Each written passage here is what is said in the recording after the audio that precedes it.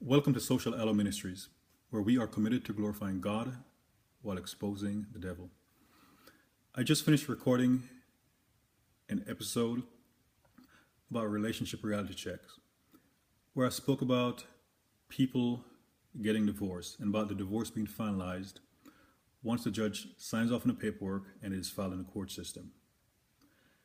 But I have a stirring in my spirit about a way that Christians further dishonor God while going through the divorce process. And that is when they try to commit theft. And by that I mean, they may be married for example, a short period of time, but during the divorce process, a Christian will try to go after, say, half of the other person's property, the other person's premarital possessions. You know I'm saying all this? It is not that I'm arguing in favor of divorce. It is just that it is a reality of life. It is also a reality of Christian life. And a lot of times, divorces stem from being in ill-advised relationships, ungodly relationships, even among two professing Christians.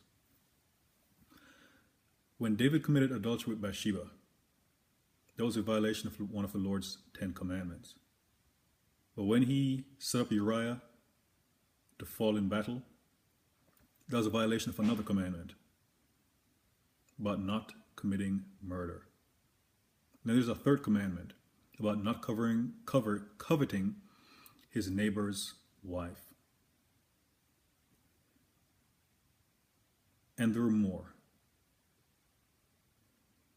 And when the Lord sent Nathan the prophet to rebuke David, one of the things that he said in 2 Samuel 12, in verse 14, "Howbeit, because by this deed thou hast given great occasion to the enemies of the Lord to blaspheme." David's actions had given enemies of the Lord reason to blaspheme God. And I say that, so for example, two Christians come together for a relationship. They get married for whatsoever reason. And say within a year, actually I'll make even a little bit spicier. Say within a month, they get a divorce because it becomes blatantly obvious that it was not God's will. So they're going through divorce within a month. The plaintiff files for the divorce. They both complete paperwork listing what their assets are. Assets before the marriage and the things they accumulated during the marriage. But because it was a month, they didn't accumulate much. But prior to the marriage, say one person had $20,000 worth of assets, and the other person had $500,000 worth of assets. But the person who had $20,000 worth of assets now believes that he or she is entitled to half of the $500,000 worth of assets, even though he or she had no part in accumulating those assets. And sometimes that entitlement or that feeling of entitlement is because that was the goal anyhow. That was the goal anyhow. And it's just manifesting itself during the divorce process. In other ways, it may be the other person trying to punish the other individual for not wanting to be with him or her anymore. It's just one of the long line of reasons why God would hate divorce. But if a Christian is not willing to walk away with whatsoever he or she came in with, or a portion of whatsoever they accumulated during the marriage, then that is further bringing dishonor to God.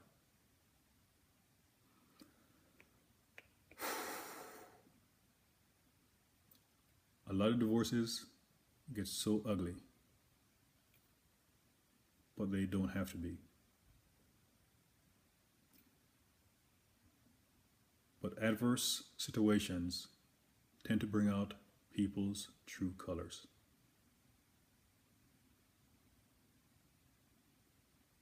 A lot of people go into a marriage, they'll say that they weren't interested in the other person's holdings, but as soon as divorce comes around, they started looking at those holdings and say, what can they get?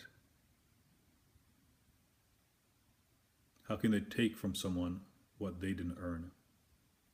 Simply because the relationship is now over.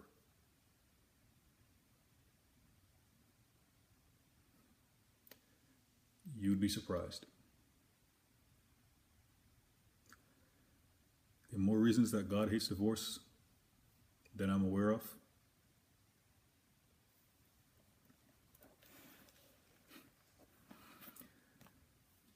Oh boy, they can get so ugly. But for the person who is going through the divorce process, and then suddenly the individual who claimed to be so deeply in love, but is making a move to gain certain assets that he or she didn't help accumulate, then just shows the person's true colors.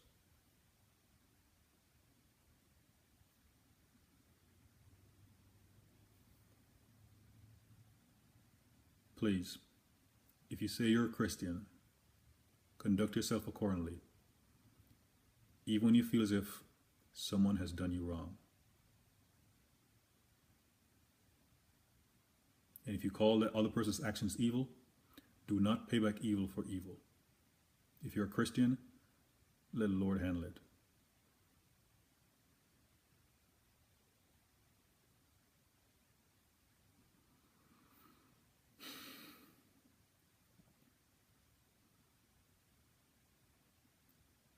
After all, Jesus did say that we should turn the other cheek.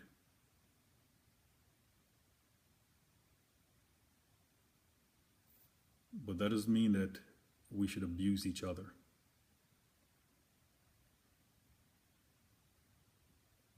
Turning the other cheek, it goes both ways.